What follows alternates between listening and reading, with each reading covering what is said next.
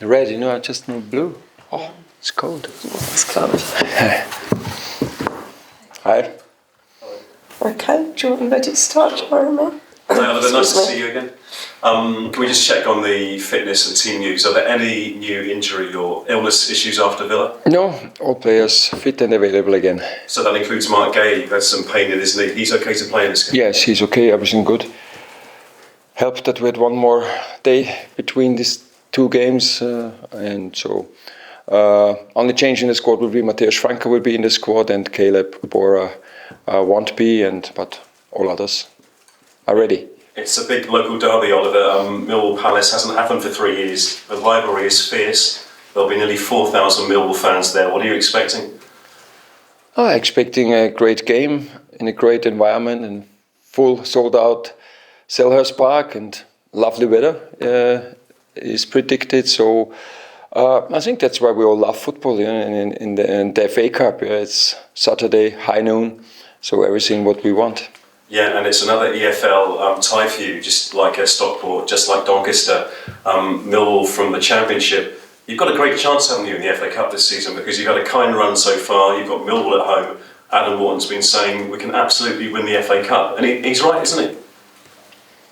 Well, we have to show it tomorrow, so I don't talk about winning the FA Cup when we were in the round of last 16 now. So we're facing a good Millwall side, with confidence, and they will try to take their chance, and so it makes no sense talking about winning a trophy when you are in the round of last 16. It's just talking about the next game, and that's Millwall, and we prepared like we prepare every single opposition, and as I mentioned, they have a new manager since January and a clear structure in playing. Really liked what I could see on the screen, and but I told the players today in our meeting, I said, we don't care which team is we have to play, which team we are facing, because we want to win the game, and especially we want to win it in our way. We want to play like Crystal Palace is playing, and if we do this on a top level, we know that we can beat any team. This is what we showed, what we proved, but we also know if we don't do it on our top level,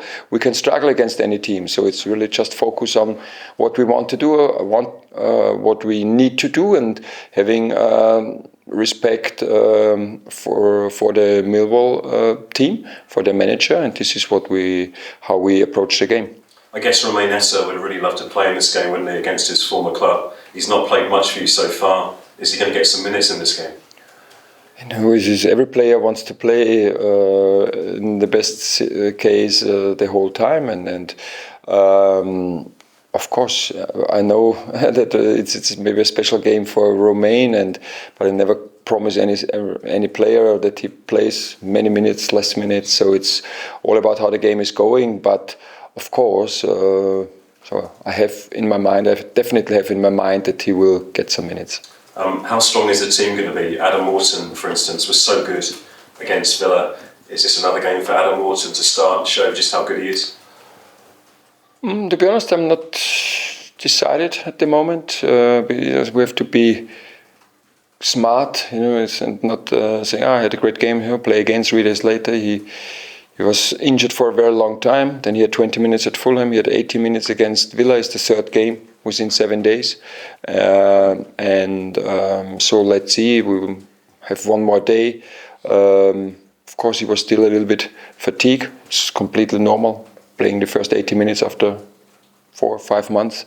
And then let's see what's the best decision for himself, because we don't want him just for being available for the Villa game and everybody's praising him and then he's injured again. So it's important to have him until the end of the season.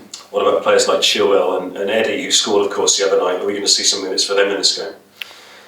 You can ask me about Kleine, you can ask me about Kamada, about Justin Devaney. So everybody, it's possible, but it's a round of last 16, and we will play with the best available team, with this team who is ready and fit, and these players will play. So it's not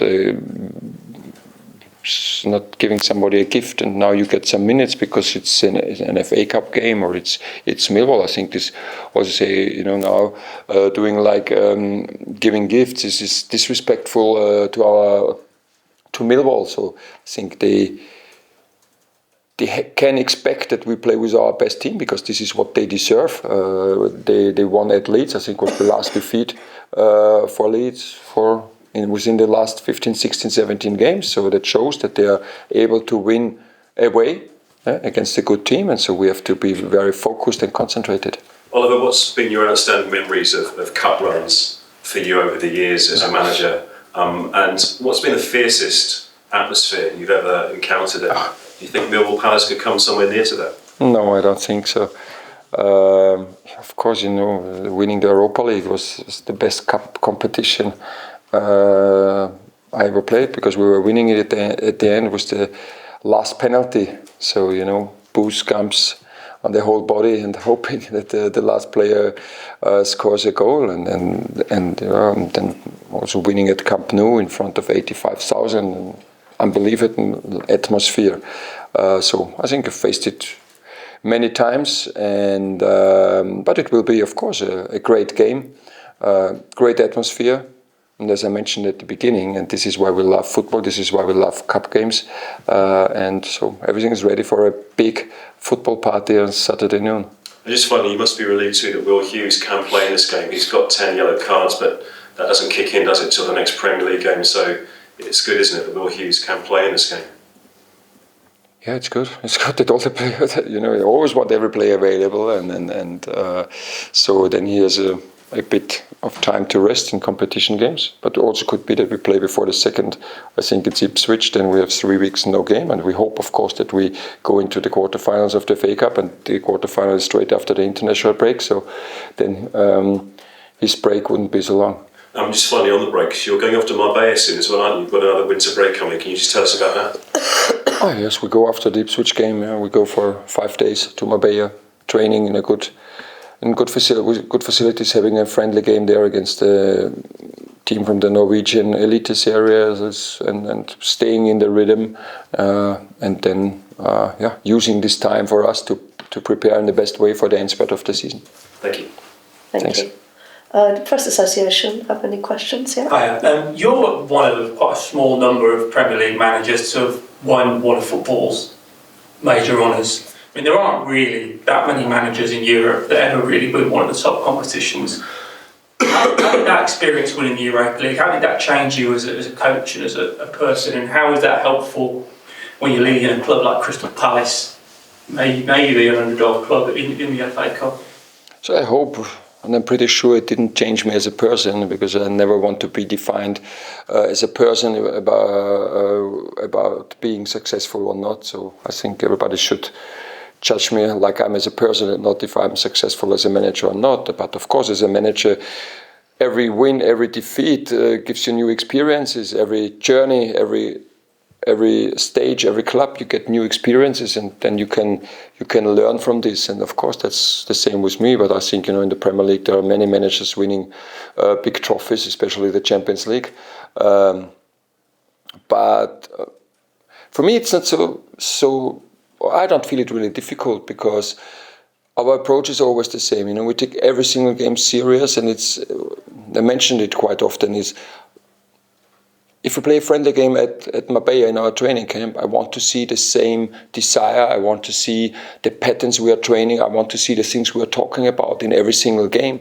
And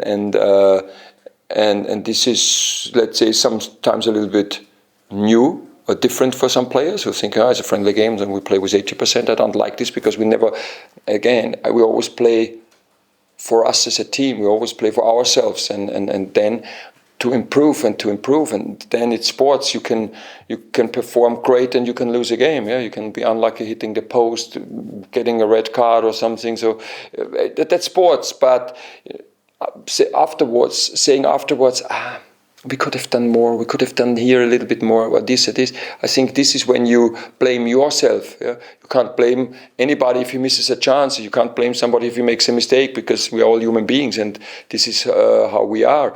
But we can blame each other if we don't have 100% effort. And this is what we expect in every single training. This is what we expect in every single game, regardless if it's a friendly game, an FA Cup, or a Premier League game. And that's why I don't feel it really difficult. But I know it's easy to talk about it, but we have to prove it tomorrow on the pitch. Okay, thank you. That's the end of the broadcast section.